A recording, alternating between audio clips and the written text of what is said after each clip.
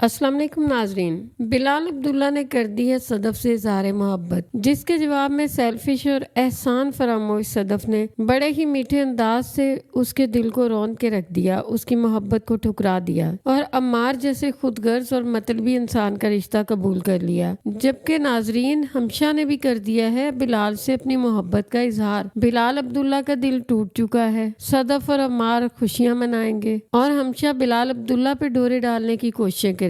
हमशा कहती है बिलाल अब्दुल्ला को तसल्ली देते हुए, उसे कहती है कि मोहब्बत वहीं क्यों सर पटकती है जहां साफ दिखता है कि माथे पे चोट लगेगी। बिलाल अब्दुल्ला आगे से कहता है कि बात तो तब है कि जिससे आपको मोहब्बत हो जाए वो भी आपसे मोहब्बत करता हो। आपको दिखाया जाएगा कि सदफ के दिल में ये डर था कि बिलाल अब्दुल्ला उससे बदला लेगा। उसने बजाय बदला लेने के अम्मार की प्रमोशन कर दी। ना सिर्फ प्रमोशन, उसे गाड़ी दी और एक सजा सजाया बेहतरीन सा घर भी दिया, सिर्फ सदफ की मोहब्बत के लिए, ताकि उसकी जिंदगी अच्छी गुजर सके। अम्मार तो बहुत ज्यादा हैरान होता है और यहाँ पर एक बात नहीं समझ आती, जब हमशा का काम ही यही था कि सदफ को बिलाल अब्दुल्ला की जिंदगी से निकालना है, तो यहाँ पर वो अम्मार के दिल में क्यों बार बार ये शक डाल रही है। अम्मार जब अपनी प्रमोशन से खुश हो रहा होता है, हमशा को बताता, तो हमशा बार बार उसका इधर ध्यान डलवाती है कि तुम ये तो सोचो कि ये प्रमोशन दी किस लिए, जरा सोचो। तो उसका मतलब होता है कि वो तुम्हारी बीवी को चाहता था ना, उसके बदले तुम्हें प्रमोशन मिली है। यानी वो सदफ और अम्मार के रिश्ते में भी दरार डालना चाहती है ताकि सदफ कहीं भी सुकून से न रह पाए। क्योंकि वो ड्रामे की विलन है, तो इसलिए उसका काम ही यही है कि कोई भी सुकून से न रह सके। ना तो वो अपना घर बसाएगी और न किसी का बसने देगी। आपको दिखाया जाएगा कि बिलाल अब्दुल्ला बहुत ज्यादा दुखी होता है, तो हमशा उसे कहती है कि मैं आपकी दोस्त हूँ ना, आप मुझसे हर बात कर लीजिए। वो बिलाल अब्दुल्ला को कहती है कि सर, आपको मोहब्बत हो गई है या आपने जिद कर ली है कि मोहब्बत उसी से करोगे? किसी ऐसी को ढूंढिए ना। उसका इशारा अपनी तरफ होता है जिसे जरूरत है इस मोहब्बत की, जो आपको तड़पता देखकर तड़प जाती हो। इस वक्त हमशा अपनी बात कर रही होती है और काफी हद तक बिलाल अब्दुल्ला भी ये बात समझ ही जाता है। वो हैरत से हमशा की तरफ देखता है और वो हमशा को बोलेगा कि मोहब्बत पे अपना इख्तियार थोड़ी होता है कि वो किससे होगी, कब होगी, वो तो बस हो जाती है। इस ड्रामे में स्टोरी तो कुछ भी नहीं है, बस मोहब्बत में गहरे गहरे बड़े बड़े डायलॉग्स, बस यही कुछ है। आप में से किसी को स्टोरी समझ आ रही हो तो कमेंट्स में जरूर बताइएगा। सदफ जो कि एहसान फरामोश लड़की, जो कि अपना आप बेचने के लिए तैयार थी, जब वो अपना आप बेचती और अगर वो गलत इंसान होता तो क्या नहीं करता इसके साथ, लेकिन उसने इसके साथ कुछ भी नहीं किया, इसको पैसे भी दे दिए। तो अब उससे क्यों डर रही थी जब वो रिश्ते की बात करने आया? अब कोई मुझे बता सकता है कि अब वो इसके साथ क्या बुरा कर सकता था, कितना ही बुरा कर सकता था, क्या उस वक्त कर सकता था या अब? बहरहाल नाजरीन, आपको दिखाया जाएगा कि अम्मार सारी आसाइशें मिलने के बाद बहुत ज्यादा इन चीजों को एंजॉय कर रहा होता है। वो घर को खुशी से देख रहा होता है, बल्कि वहाँ सदफ को भी लेकर आता है कि ये देखो हमें कितना बड़ा घर मिला है, और घर की एक एक चीज को एंजॉय कर रहा होता है। सदफ भी यहाँ पे काफी खुश नजर आ रही होती है, गो के उसको अपनी मोहब्बत की कीमत पाकर बहुत खुशी होती है। जैसे वो कहता है कि अब मैं जल्दी तुम्हारे घर रिश्ता लेकर भी आऊंगा, तुम्हारी मम्मा से मिलने आ रहा हूँ मैं आज ही। तो सदफ उसको कहती है कि ये शादी ब्याह का मामला है, अगर ऐसे अकेले ही मुंह उठाकर आ गए तो लगेगा तुम्हारे सब रिश्तेदार ही मर गए। तो अम्मार आगे से कहता है कि आजकल ये सब चलता है, ये देखना है कि मिला क्या है, ये नहीं कोई सोचता कि खोया क्या है। चलो नाजरीन, इस बहाने अम्मार का कोई रिश्तेदार तो नजर आएगा, वरना मैं तो यही समझी थी कि वो अकेला ही जाएगा, सदफ का रिश्ता मांगेगा और सदफ को ले आएगा। नाजरीन, अब स्टोरी तभी इंटरेस्टिंग होगी जब अम्मार और सदफ की लड़ाइयाँ शुरू होंगी और सदफ को एहसास होगा कि उसने एक बहुत ही गलत फैसला किया है। उसे पता चलेगा कि अम्मार तो उससे मोहब्बत ही नहीं करता था, वो तो बस उसकी जिद थी कि सदफ को पाना है। मोहब्बत तो उससे सिर्फ बिलाल अब्दुल्ला ही करता था, जिसने उस पे इतने एहसानात किए, इतना कुछ उसको दिया, लेकिन कभी जिताया नहीं, बल्कि कभी पलट के जिक्र भी नहीं किया कि मैंने